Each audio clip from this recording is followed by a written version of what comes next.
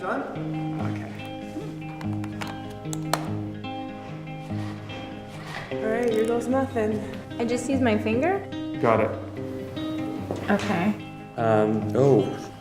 Oh, whoa. Wow, I can see everything. Oh my gosh. I'm not doing this part.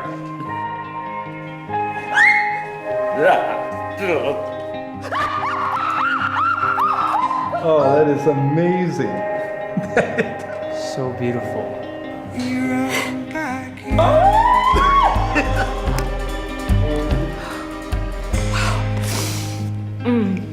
Whew.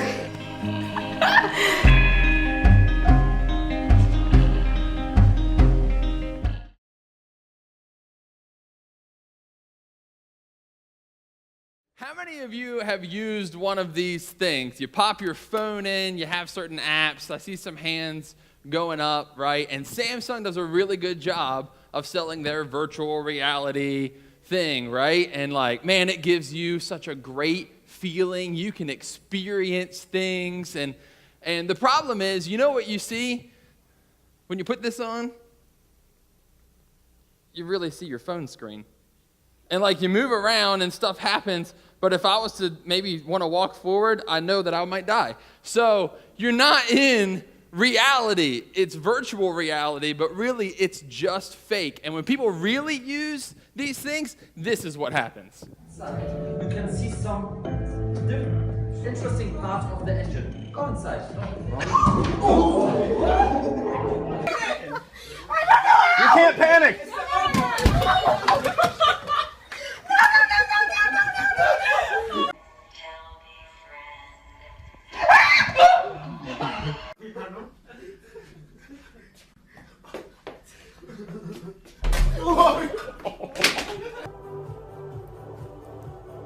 Whoa. How'd I hit some?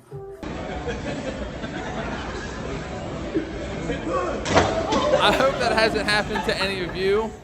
Yet, if it has, I wish I was there.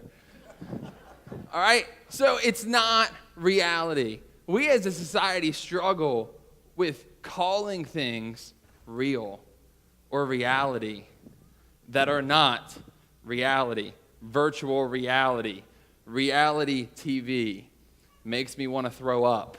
I mean, it's not real, right? So we're going to talk about some people in the Bible. If you'll turn to Exodus, we're going to start in chapter 5. I promise I won't go so long, but we're pretty much covering all of Exodus this morning, all right? So let's pray about that while you turn there. Dear Lord, thank you so much for your word, the examples you give us, good and bad, and how you teach us about who you are. I pray that we would hear from your word today. In your name, amen. All right, so Exodus, right? You can turn to Exodus 5. For those of you, let's do a real quick review. I'll try not to talk too fast, but the Israelites, right, which come from Jacob's family ends up in Exodus, ends up in Egypt because there's a famine. There's a famine in all the land. Joseph, his son, ends up second command to Egypt, brings his family there, takes care of them. They stay there. They grow and populate, and they're there in Egypt for 400 years. All right? That's a long vacation from home. So it's a big, huge family now. They're a nation now. A lot of people have passed away. Pharaohs have passed away, and the new pharaohs are scared. So they make the Israelites what? Slaves. They make them slaves. They make them work to keep them down because they are afraid of the number of them. So they become slaves. There needs to be an answer. They call out to God, and Jochebed has a son named Moses, puts him in a basket, sends him along. Pharaoh's daughter finds him, and God places an Israelite boy in the household of Pharaoh. Think about that. Talk about a miracle.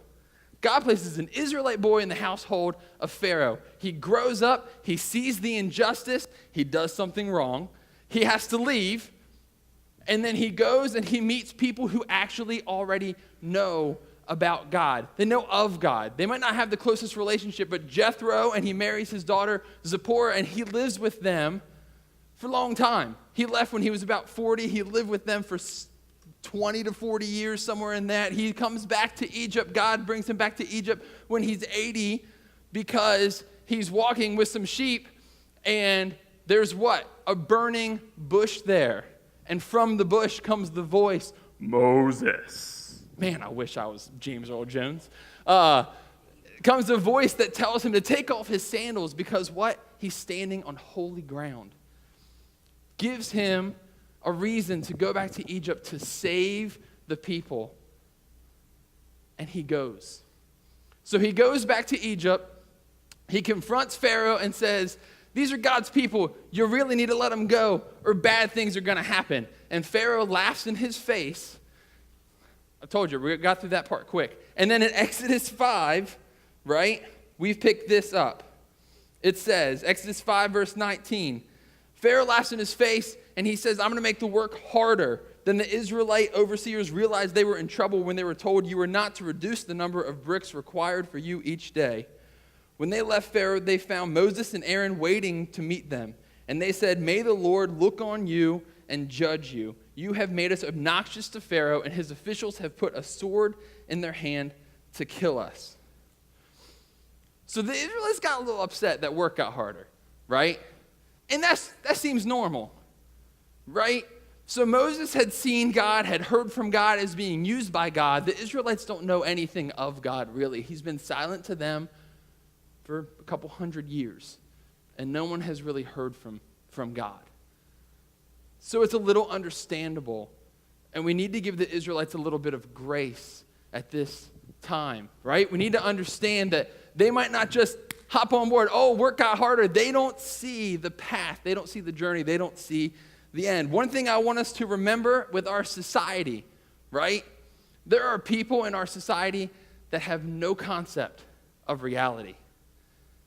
And God wants us to give grace to those who have no concept of reality. And that's hard to do. Listen, I don't know if you use Facebook, Twitter, Instagram, Snapchat, anything that's supposedly social media, right? But I have a hard time even there, much less in real life, giving people grace. But I have to remember that some of these people, they don't know that God is reality. They don't know where we're coming from. They don't understand what's right. So we have to give grace to those who have no concept of reality. And Moses did that. Moses did that with the Israelites. He goes back to Pharaoh and he says, hey, turn the Nile into blood. 10 plagues come. Pharaoh says, no, I won't let him go. I won't let him go. I won't let him go. I will let him go, changes his mind. We'll let him go, changes his mind. And then he really lets him go, right? And all these things happen. The Israelites aren't affected. They're in Goshen. Over there, none of these plagues affect them, which is so cool. It's so cool how God worked that out. And finally, Pharaoh lets them go. They leave. As they leave, people in Egypt are so afraid they're just giving them stuff, which is amazing. Like, what if instead of moving, you had like a garage sale to get rid of stuff? People just started bringing you stuff, you know? Like, hey, here's my gold. Here's my swords. I don't know. Like, it'd be really, really cool. So they're leaving, and they have all this extra stuff. They get there, and they get to the Red Sea, and they're trapped. And what happens? God opens up the waters. They walk through the parted waters of the Red Sea. They get through, and God allows the Egyptians to come, and then the seas close on the Egyptian army. Real quick, Exodus 14:31. Right after this, it says, and when the Israelites saw the mighty hand of the Lord displayed against the Egyptians, the people feared the Lord and put their trust in him and in Moses, his servant. God has made himself known to us. God will make himself known to us. The Israelites were on the fence. They weren't real sure. God was showing himself. But man, in that moment, God made himself known to them. And they trusted in him. And they believed in him. Has God made himself known to you? Has he made himself known to you? I want you to think about a time when God has made himself known to you. Just take a second. Because first of all, we don't think about that enough. Now I want you to think about who else did God make himself known to because of what he did in your life, right? God can use us not only to make himself known to us, but to make himself known to other people. And it's contagious. And that happened with the surrounding countries. They all saw, oh my goodness, look what God did for these people who were slaves. And they were afraid, right? And so everything was happy-go-lucky. You know, Israel was going great, but the next 3 days are bad. Okay, if God made himself known to you, how long were you on that high, right? Because like the Israelites crossed the Red Sea, it's 3 days. Let's read. Exodus 15:22 says, Then Moses led Israel from the Red Sea, and they went to the desert of Shur. For 3 days they traveled in the desert without finding water. When they came to Marah, they could not drink its water because it was bitter. That's why the place is called Marah. Evidently, that means bitter. So the people grumbled against Moses, saying, What are we to drink? Emphasis added. Then Moses cried out to the Lord, and the Lord showed him a piece of wood. He threw it in the water, and the water became fit to drink. There the Lord issued a ruling and instruction for them and put them to the test. He said, If you listen carefully to the Lord your God and do what is right in his eyes, if you pay attention to his commands and keep all his decrees, I will not bring on you any of the diseases I brought on the Egyptians, for I am the Lord who heals you. Verse 27, key in this. Then they came to Elim, where there were 12 springs and 70 palm trees, and they camped near the water. They crossed the Red Sea. They don't have water for 3 days. Like legit, I'd be upset a little bit, but I'd hope that seeing walls of water next to me might help me have faith to last another day or two, right? But they complain. God fixes it. And then guess what? The next day, they see what God's real plan was. His real plan was to get them to Elim, where there were springs and palm trees for shade in the desert, right? All of that was God's plan. God's plan is perfect. Our expectations are putrid. Pastor John really likes that alliteration right there. Listen, our plans stink. And when we focus on our plans and we don't wait for God, we start to whine and complain. And we sound really, really awful and bad and annoying to everyone around us. And we don't represent God well. If we are a part of God's people, we want to represent him well. Part of that is having trust in him for longer than 3 days, longer than a week, longer than a year in a bad job. We don't know what God's next step is for us, but what we do know is God's plans are perfect. Our plans are putrid. Fill in the blank with whatever word you want to use there. But we focus on our immediate physical needs instead of trusting our provider, God, right? Exodus 16. Listen, I get super frustrated reading about the Israelites. One, they're so whiny. And I don't like to be whiny. I know that I am sometimes. Two, it reminds me so much of myself when I'm whiny and everyone else around me when they're whiny. And I can't imagine being Moses. Whew. There is a reason he was called, all right? Because it just continues, all right? They have this great place to be. Exodus 16, 1 through 4.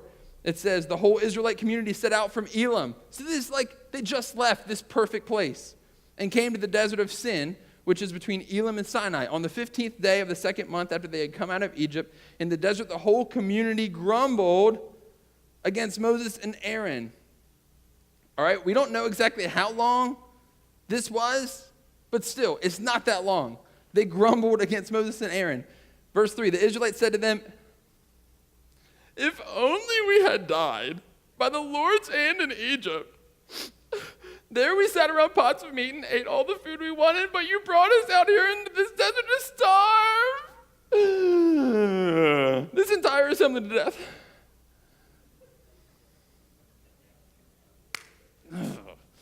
Then the Lord said to Moses, I will rain down bread from heaven for you. The people are to go out each day and gather enough for that day. In this way, I will test them and see whether they will follow my instructions. I mean, come on. again. And you'd rather be in Egypt, where you were slaves, where you were beaten, where you had to make bricks and you had to find your own straw, and you probably didn't get to see your family, and you were probably just struggling for sleep because you're working so hard, and none of it is for you. None of this is going to come to help your family, to help your nation. You're doing it all for someone else who hates you. I'd rather be there. We compartmentalize our past to fit our present emotions. It's amazing how we can remember our past to be what we want it to be. Right? It's absolutely astounding, the things that were awful in history that people, hundreds of years later, is like, I don't live then. Yeah, no Wi-Fi, but I can do that. It's fine. It's fine. I mean, we glorify these things that were awful, that people went through hard times, and we don't realize the reality of the situation, and instead we place our emotions into that, and it changes it. How many times have we taken something in our past and said, man, if it was only like that, and not looked at the journey before and the journey after, and what God has done for us then? I wish I could say that was the last that the Israelites complained, but it isn't. Real quick, the Amalekites, which is an army, they come and try to attack the Israelites who aren't trained soldiers, and God amazingly has Moses hold up his hands, and they win, and they defeat the Amalekites. It's amazing, so cool. God brings them victory instead of being wiped from the face of the earth, right? So, of course, everything's going great. They come to the base of Mount Sinai. Moses goes up to hear from God. He gets the 10 Commandments. He's getting ready to come down. Exodus 19, verse 5 says, God is talking to Moses, and he says, now if you obey me and fully and keep my covenant, then out of all nations you will be my treasured possession. Although the whole earth is mine, you will be for me a kingdom of priests and a holy nation. These are the words you are to speak to the Israelites. Listen, these whiny, annoying people, God is still willing for them to be his treasured possession. Right? Are we willing for whiny, annoying people to see them as God's treasured possession? Sorry, that's hard for me a lot. So that's great, right? And so Moses is going to come down. He's going to talk to them and be like, guys, we are treasured possessions. And they are going to be like, yeah. Problem is they got scared. And they were wondering where Moses was for a couple of days. And they said, oh no, what are we going to do? We have nothing to serve because our whole relationship with God is based on one man who talks to him, not us. So let's do what we knew before because that worked well. Exodus 32, verse 4, it says, this is Aaron is there, and everybody's bringing him stuff, and he took what they handed him and made it into an idol cast in the shape of a calf, fashioning it with a tool. Then they said, these are your gods, Israel, who brought you out of Egypt. That's not reality, right? Like, are you kidding me? If I was God, like flood again, like right there happening. What are they doing? What are they thinking? God has done so much for them, and yet they turn to what they knew from the world. They turn to what the people who God saved them from are doing. They turn to what they hated at one point, what they saw as oppressive. But man, that's what brought us out of Egypt. This golden calf. It used to be my earring. Now it's a golden calf. It's cool. Yeah, brought us out of Egypt. Listen, they don't have a relationship with God. They have a relationship with a man who has a relationship with God. They saw all that God did. They believe God is real. They don't have a relationship with him. And the more you draw close to God, the better you understand reality, right? Like, you really can't know what is real until you know God and know who he is, what he says, what he wants.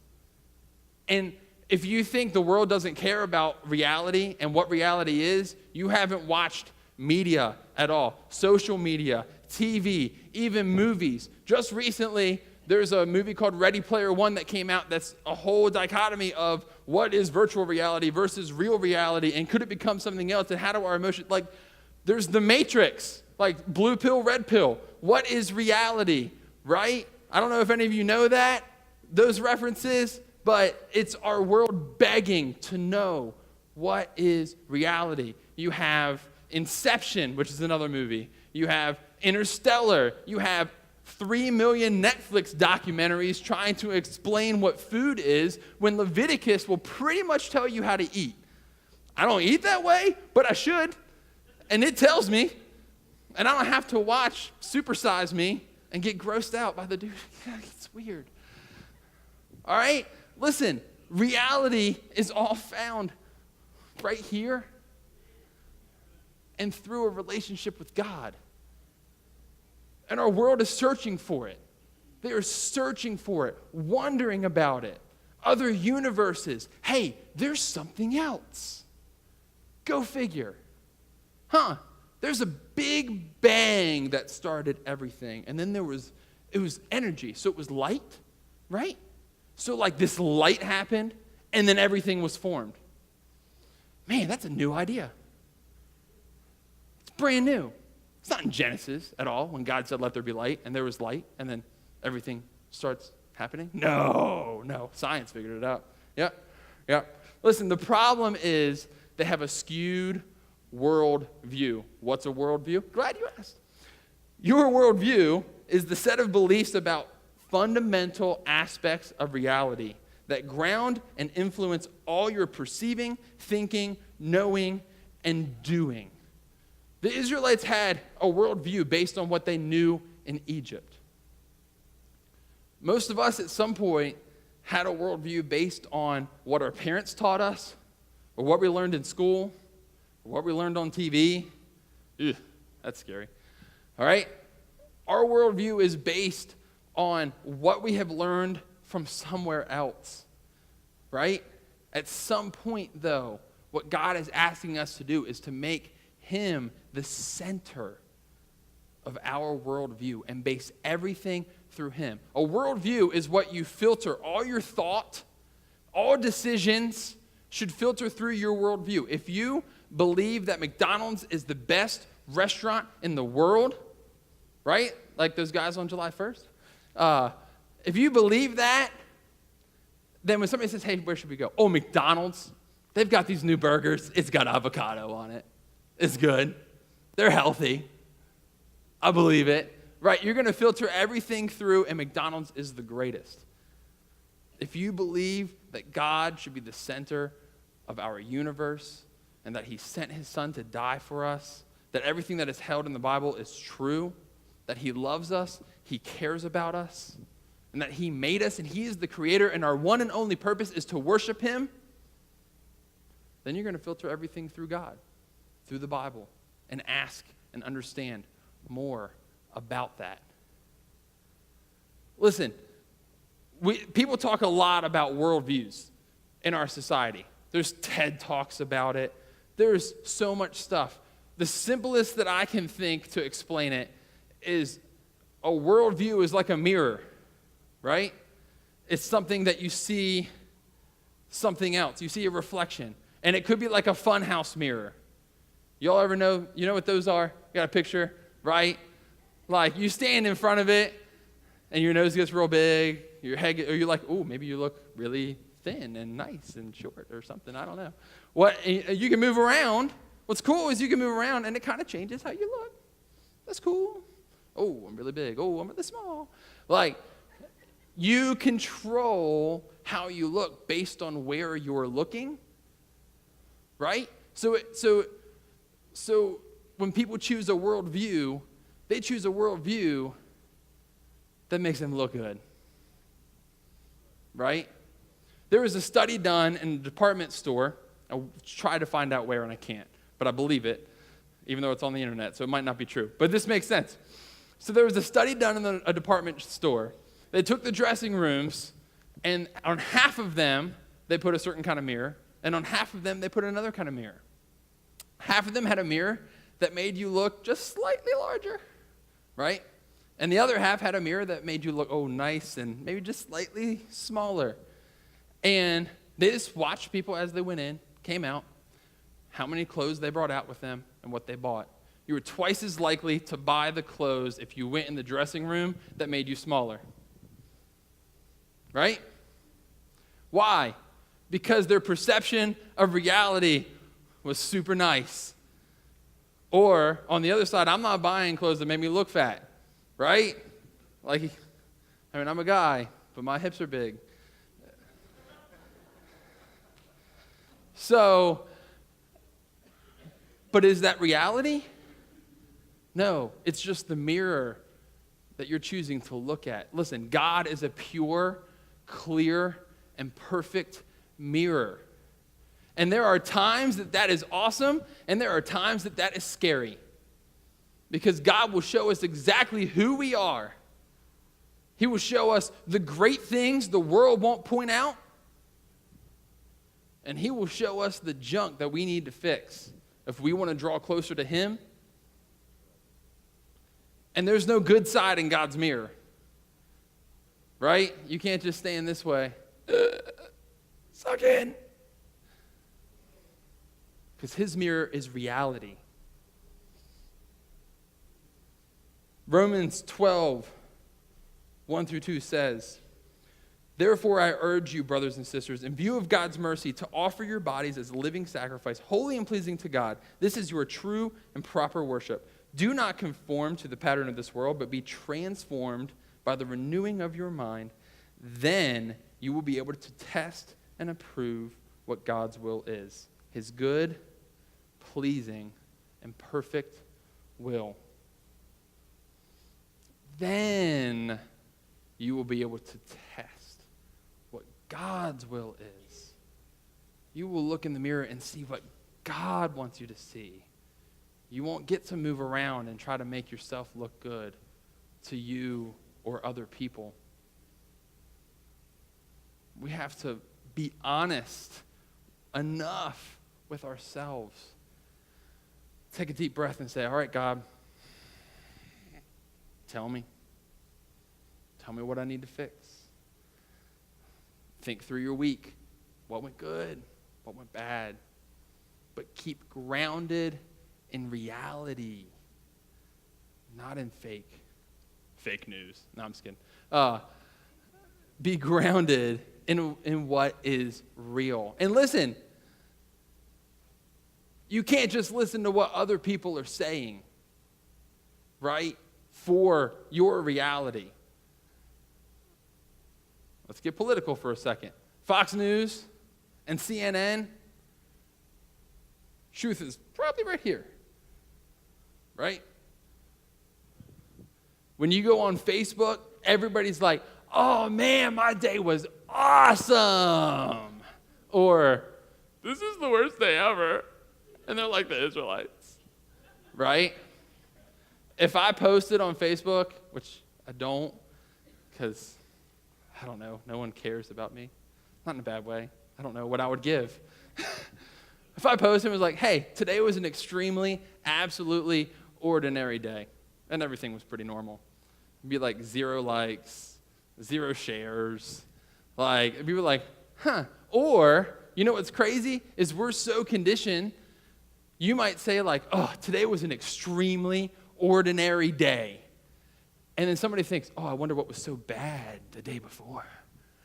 And you start thinking, and you start looking back in their timeline, like, what went wrong, right? Because you just assume nothing is just normal. Nothing it has a good grounding. Nothing is stable. Our emotions do this. And we like to see other people be here. There aren't very many TV shows, reality shows that are following any of you around. Sorry, ain't nobody watching that. Because you're too nice and good and normal, right? You don't have like 47 kids. You don't throw things at people.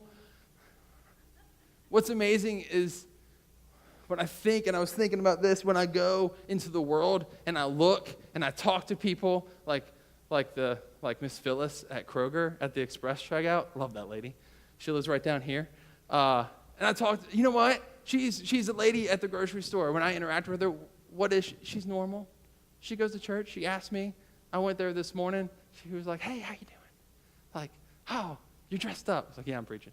So I'm not wearing a polo. But like all of that, people are normal. And they're so normal, they're ready for God's abnormal for them. To then be grounded in God so they can have a new normal. So they can have a new mirror. Because they've gotten to the point when they look in the mirror, what's normal doesn't look good. Because they're not looking in the right mirror. They need to know God and understand God. And they are ready to understand that reality of God. Listen, people need their eyes opened up. Turn to 2 Kings chapter 6.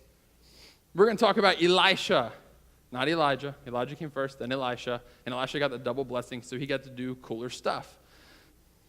That's the way it worked. So Elisha is a prophet of God, and he is the coolest guy in the Bible. He doesn't have a care in the world.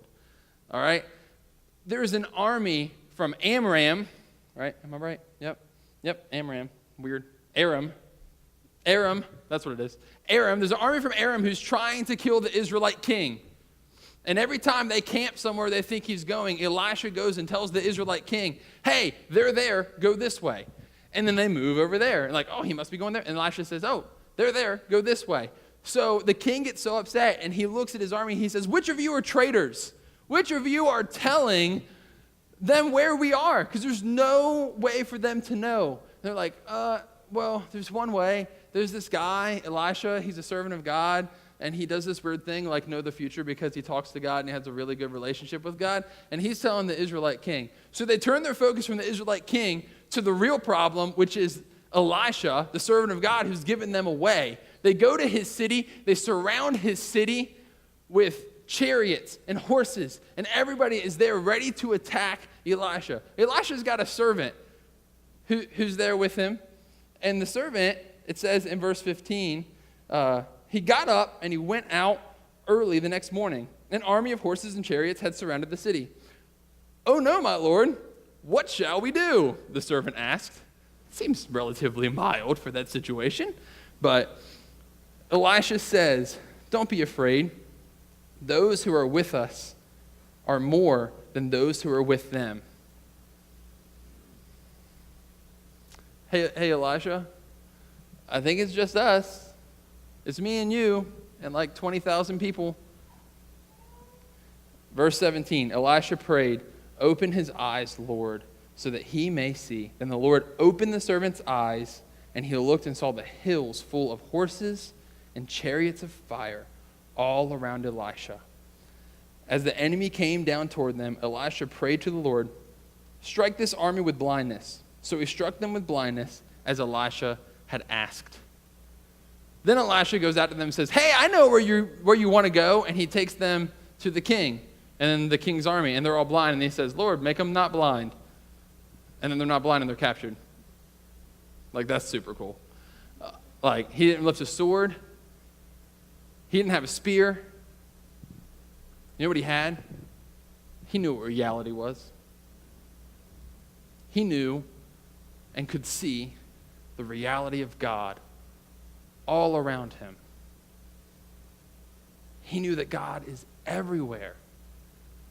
And he had that understanding when his servant, who was probably a good dude, didn't. And the soldier sure didn't. Listen, we need to know that God is reality.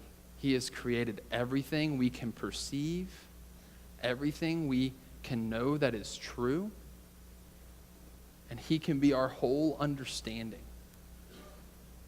And God needs to be our filter. His Bible needs to be our filter. Those who have gone on before us, who are living beside us, who are serving God, need to help be filters for us to understand what God wants us to see in His mirror and who He wants us to see in His mirror. We're going to sing a song. Band's going to play. I like this song. And I was thinking about Moses in that moment that he approaches the burning bush and he takes his sandals off because it's holy ground.